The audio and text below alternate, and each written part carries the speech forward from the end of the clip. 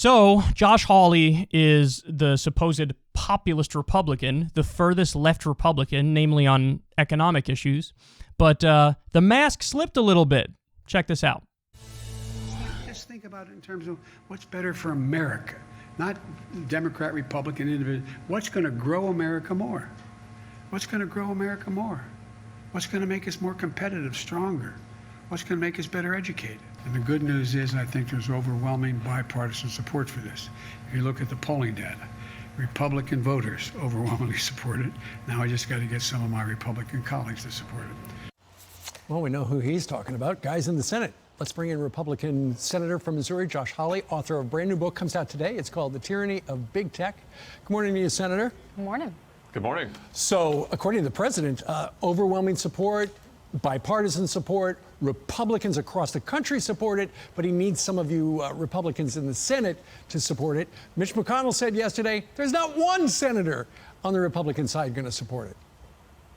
Yeah, I certainly hope that that's right. And I don't know what Republicans that President Biden is talking to across the country, but it's nobody who lives in Missouri. I mean, listen, I can't imagine that there's Republican support for bringing socialism to America, which is basically what his plan is. I mean, he's proposed now $4 trillion in new big government spending just in the last month. This is on top of the $2 trillion he's already spent this year. He's mortgaging everybody's future in order to do what? Fund a bunch of liberal pet projects, cancel energy jobs, let China run away with the global competition. I mean, it's crazy stuff that he's proposing to do. And I don't think there's any broad-based support for it, certainly not among Republicans or independents. That is factually wrong, and he knows it's factually wrong. Biden is 100% correct that according to the polling data, the country loves these proposals, and a lot of Republicans love these proposals. So he's just wrong, and Josh Hawley is smart enough to know that he's fucking wrong and that he's lying through his teeth there. So I don't want to hear a goddamn word about populist Republicans, okay? They don't exist. There are Republican voters who are relatively populist. There's plenty of people who are like socially conservative, but they're part of a union, for example. That would be a populist Republican.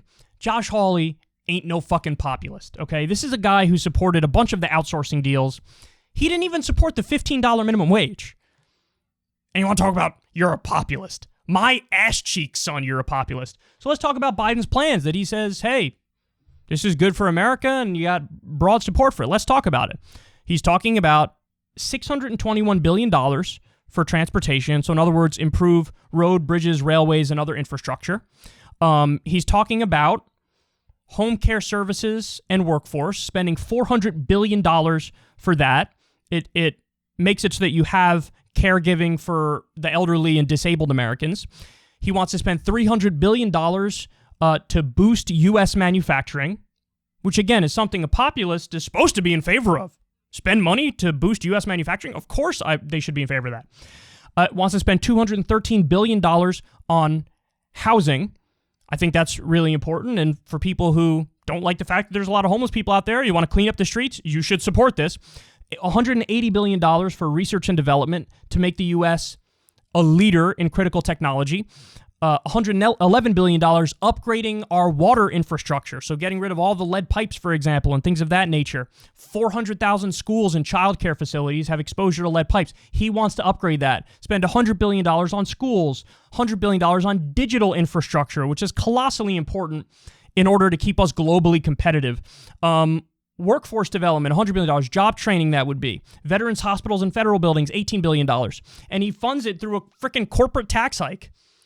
I mean, there's no better way to fund this and get rid of corporate inversions, which is tax dodging for cheating corporations. So that's what's in this, Josh Hawley. Tell me specifically which things you don't like of those. Tell me. Tell me. Oh, you couldn't give the specifics because if you gave the specifics and you came out against it, you would have looked like the dipshit that you are. You're not a fucking populist. You're a fraud. And by the way, to further make the point, new poll just came out, Morning Consult.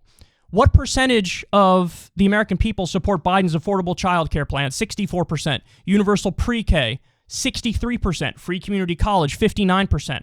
You go through the specifics, people support this plan. Even a lot of Republicans support this plan. So, he's full of shit. He's full of shit. He's not a fucking populist. He postures every now and then to pretend like he's a populist. I'm going to put it very simply.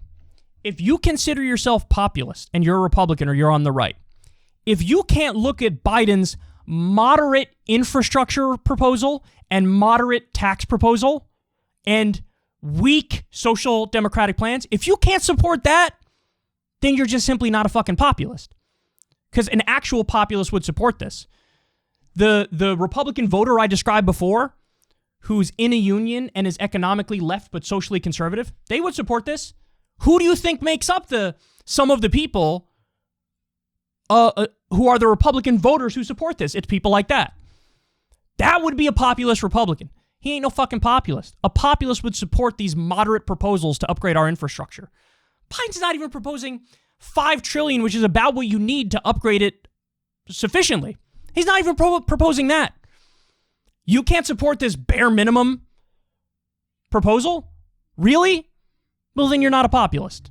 Save me your fucking bullshit, and congratulations chasing the mythical voter who's like, I'm super fiscally conservative, and I want the country to keep falling apart so corporations can get another tax cut. You can't say you're a populist and then make those arguments, and that's exactly what he's doing because he's a fraud.